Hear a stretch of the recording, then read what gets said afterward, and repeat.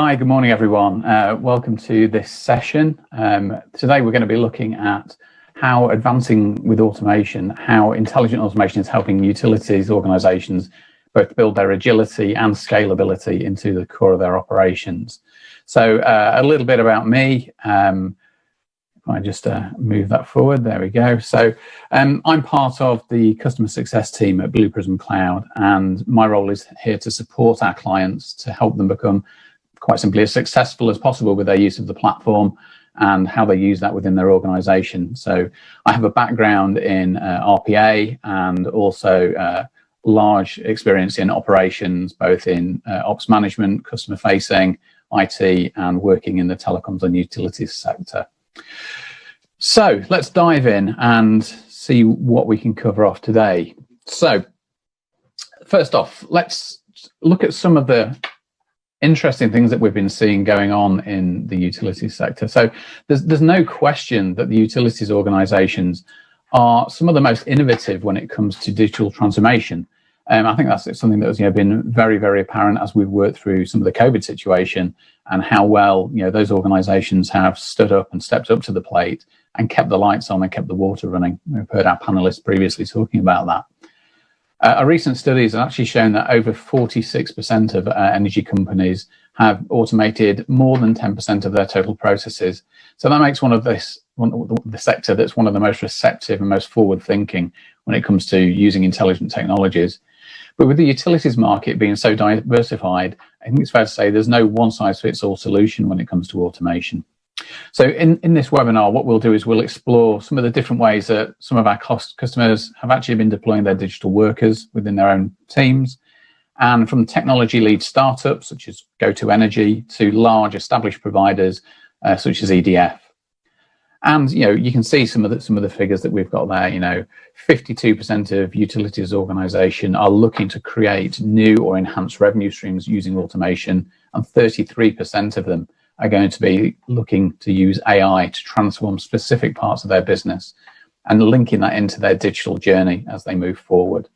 So there's lots and lots of opportunity that the sector is looking at, and we'll sort of start to look a little bit more at what that's going to look like with some case studies. So we see the cloud automation platform as something that scales to any size, anything from a big six energy supplier using cloud automation to manage that secure infrastructure, whether that's managing the bridge between legacy and new platforms or enhancing new digital journeys end to end. At the other end of the spectrum, we've got smaller providers, some startups who are building with automation in the forefront of their mind from the ground up and putting it front and center to as much, if not all, of their business planning as possible. And we'll share a couple of case studies with you today that actually covers off that kind of look and view. So we'll start off with one of our customers who are goto.energy. So goto.energy are a relatively new startup. They are a green and sustainable energy provider for domestic and micro business. Now that means that they are still classed relatively small, but growing and growing well. So 18,000 customers and £10 million annual revenue. They're looking at quite a substantial growth profile as well as they're penetrating this market. So looking at what they're doing in terms of workers, they focus very much on onboarding, and they're dealing with approximately 1,000 to 1,200 transactions a day that are being carried out by those digital workers. Now, typically, this would have been an area that would have been very manual, and in a lot of organizations still is, where the onboarding information from taking on that new customer, putting it into the systems, getting contracts, tariffs, rates all set up is quite a manual process. And equally for all of the providers, the risk and for challenges especially is bad debt and customers not being able to pay their bills. And obviously in the current environment, that's even more important for growing customers. In order to kind of reduce the risk of that, goto.energy has actually introduced fairly stringent credit checks on each of their new customers signing up, and integrating that with Experian and industry databases. The digital workers process approximately 500 to 800,000 to 2,000 enrollments each day. And that's, again, repetitive, work that would ordinarily have been carried out by a team of people in the front office. Typically, they're seeing 93% of those new signups coming from areas like Money Supermarket and similar sites. And again, roughly a 20% rejection rate based on those credit scores. 30% of those cases are flagged as exceptions, which need checking by a human counterpart. So what they're doing actually is they're actually developing a hybrid resourcing model that allows them to use both digital and human workers. So the high volume, high churn kind of processes that you can use intelligent automation to get as much of it done as possible, but recognizing that there are some points where actually, we do want a human to have a look at that. It's where they can add value. They can look at what the right decision is and then take that forward for the business. I think it's really interesting looking at that hybrid workforce, because what we start to see is the more interesting and rewarding work for employees is where the humans get to play their part. In their office in Kent, that the humans are dealing with the interesting part of the work, not the mundane. They only handle the exceptions and customer interactions that need to be face to face, which is fantastic. And if you looked at what they would need to employ in terms of staff without the digital workers, you'd typically see probably it being about 4 times the amount that they're actually using at the moment. So there's some really, really interesting work that's been taking place there with GoTo, and looking at that culture of automation from day one. It's a really, really innovative way to look at operating in this sector. So let's have a look at another one of our customers and another case as well. So this is hot off the press. This is Rebel Energy. So Rebel are new. They're an emerging player in the energy market. We've joined with Rebel as a customer relationship only very recently, but we've been working with them for a little while to help them with their whole view on the automation first approach. So I've been really pleased to see like Dan Bates, who's been working and coming up with this idea, and how we've been able to support them on that. But they're going to be initially trading within the UK, and they've got some plans to spread across Europe, and Rebel are going to focus on renewable energy, 100% renewable, into the domestic market. They're really, key values that they're really, really passionate about are compassion and being connected, curious, creative, and courageous. And I think the connected and creative part is really what's helping them drive probably some of the courageous part as well. An automation first approach is, not many people are willing to go down that route, but they've already sort of created an ambitious roadmap in their vision. And their initial automation that we're going to talk about, similar to GoTo maybe, is that they're going to be looking at that end-to-end customer onboarding process. Now what's that going to look like? It'll probably be about 90% automated. As we've said before, there will be handoffs to probably Rebel's chat interface rather than directly into a human on the phone. But they're going to be using a lot of the components in the platform, and are going to be really looking to develop that relatively quickly. And they're building up towards launch, which is hopefully going to be in November 2020. And taking that automation first approach, anything that they could automate, they've very much got that in mind. Very much believe that will give them the opportunity to be agile and scale as a digital business. And the key thing here is obviously a lot of the work that flows into these companies is driven by customer numbers. And as you grow in customer numbers, obviously the workforce and the capacity in your workforce and the skills in your workforce needs to grow with that. And by using a digital workforce and an automation first approach, that scalability is relatively easy compared to having a human process that's driving that. So if you can imagine, if suddenly you need to double the number of digital workers, that's a relatively easy proposition. And the platform that we operate, that's very, very easy for us to suddenly grow that or scale as we need to. Okay, so moving from the smaller end of the market and some of the new entrants to a big six supplier. So we've worked with EDF for a number of years now, and EDF Energy, an integrated energy company with operations spanning both generation and sale of natural gas and electricity into homes and businesses throughout the UK. They currently employ close to 13,000 people and handle almost like 6 million customer accounts. Now that's going to drive a huge volume of transactions, and EDF are hugely proud to talk about the amount of transactions that their digital workers have been processing for them. So to date, they're dealing with 7 million transactions, and that saved them over 100,000 hours worth of time. Now, that is fantastic because it's leading them into an agile approach to how they deploy that automation. They've built a capability that allows them to deploy something within days. They may have a low completion rate to start with, but they improve it through iteration. So there's an agile kind of approach to how they deploy these kind of technologies. EDF very much believe it's helped them remain competitive in the market and specifically improve customer experience. They lined up, I think, the potential of up to 900 different processes from the outset. So a hugely ambitious vision for the team. And they recognised it would take some time, but that would obviously require some independence and some control in their centre of excellence for their RPA programme. And as we stand today, there's approximately 20 people in that team. They're split between doing assessments, development and deployment and operation of those automations. And they very much now start to look at that choice between, can we automate it? Let's automate it, rather than that being at the back end of the decision making. They set up with a target of being cost neutral within the first year, so hitting their ROI within the first year. And they've actually delivered 50 processes within that first period, so 12 months, 50 processes. So an absolutely fantastic program of work that the guys have been working on.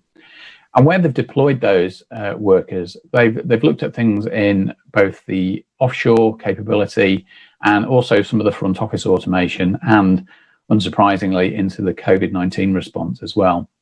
So offshore, thousands of accounts were blocked from billing. 325,000, I believe, was the rough figure. And that would have required months to clear a backlog. Now, they were able to automate that and saved 8,000 hours of manual processing.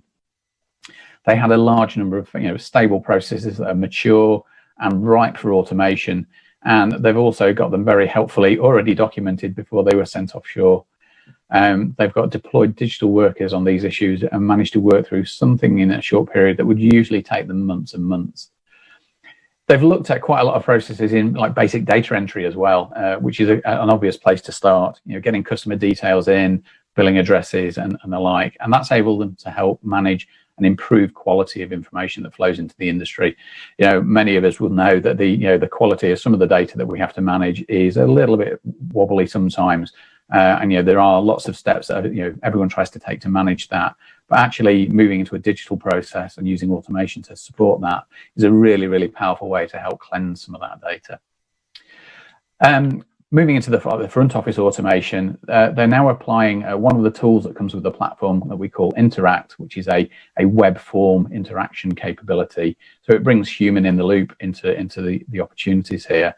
And they've deployed that in their front office, where they're using that to assist their phone agents. It allows them to take that front office staff who don't necessarily have to switch between programs.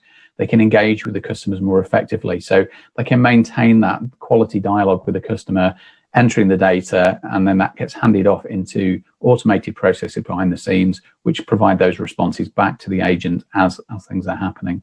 It's reduced the error rate in inputting information and obviously therefore improve customer service as well. They've got further plans to further improve that, again, using similar technologies. And finally, to the COVID-19 response, obviously with the reduction in capability to go out to the field and go to visit customers in their homes, they already had close to 32,000 appointments already scheduled, and they were able to utilize the ability to cancel, send emails and letters to those customers. That saved them about 3,500 man hours of work. And of course, then that leads on to rebooking those appointments based on the new processes. That was delivered by digital workers in a day. Some really, really fantastic use of supporting technology there. So as I've said, there's no one size fits all approach to automation, but using something like Blue Prism Cloud solution, it means it maps onto your existing systems and company goals, meaning whatever you're looking to do, whatever you're working with, and wherever you're looking to go, we can absolutely help you scale those projects at speed and deliver some fantastic results for you as an organization. So on that point, I'm going to turn over to Lindley, and we'll hopefully take some questions, and I'll see if I can answer some for you. Absolutely. We've got about 3 minutes, so let's give it a go. Questions coming here from the audience. Thanks very, very much for writing into us. There's a question about flexibility of capabilities, right? So the question is, how flexible are your capabilities? I suppose in many ways it's how important is flexibility in terms of being able to deal with the problems that your business might have, or the way you want to go. Yeah, I mean, Blue Prism very much looks at the capabilities, and and the skills is how we talk about it. So our digital workers have the ability to literally take a skill off the shelf and then become capable in it in a couple of clicks. We talk about 3 clicks to intelligent automation, and we have a digital exchange where it's equivalent of an app store. So if you want to work with image recognition, or you want to use something like natural language understanding, we have a partner with Microsoft, and we can pull that off the shelf, plug it into our digital workers and use it. That's just an example. But we have so many capabilities there. And even if it's something that we don't have, the beauty of the way Blue Prism Automation works is we can actually build that capability, or our customers build that capability with objects that allow them to interact with pretty much anything that we've come across. So yeah, flexibility is key. Leading on from that, in some ways, a question from Sarah Willis. Thanks, Sarah, for writing in. What are the implications of GDPR and the right to request human analysis on increased automation for sensitive issues, for instance, debt and credit? So the flexibility there is, when can the human step in? Because, of course, people can request that. Yeah, GDPR is an interesting one when it comes to automation. That there is that opportunity for a client or a customer to say, I don't want to be processed a certain way. I think that becomes a question really for the organization as to how they choose to work. So if a company says that, we're going to automate and systematically make decisions, and that's the way that we're going to work, then there's a decision. It's like if a consumer doesn't want to work that way, there is a choice that can be made. Equally, the organization may choose to say, actually, for those people who want to go down a slightly different route, are we willing to provide that capability to do that?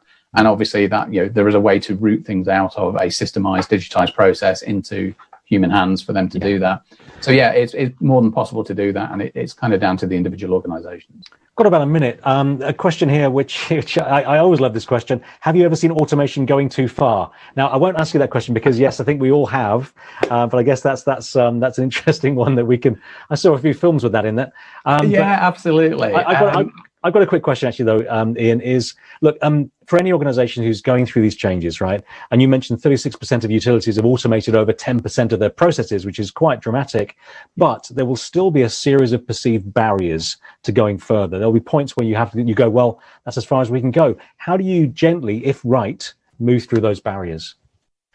Yeah, I mean, I think, to the first point quickly, is just because you can do something doesn't always mean that you should. And I think that is there's sometimes an ethical decision that might need to be made, right. But fundamentally it's a business decision as to whether they should proceed with something and automate it.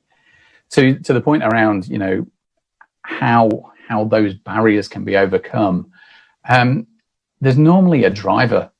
So, why do you need to do that? And, if it's something that may well be, I don't know, if you look to handwriting analysis, for example, years back that wouldn't have been possible. Now we can use intelligent automation, so we can actually read handwriting. Yeah. And working with our partners, we can do that very, very well. So when you start to look at those kind of things, it comes back to, do you want to? Do you need to? And mother is the necessity of invention. So, if there is a demand for it and people want to do it, typically a solution will be provided. And, I'm lucky to work with a company where we're great at providing those solutions, and we work with some great partners as well. So, yeah, we very much think, we look at the art of the possible, and then we try and take that forward for our consumers.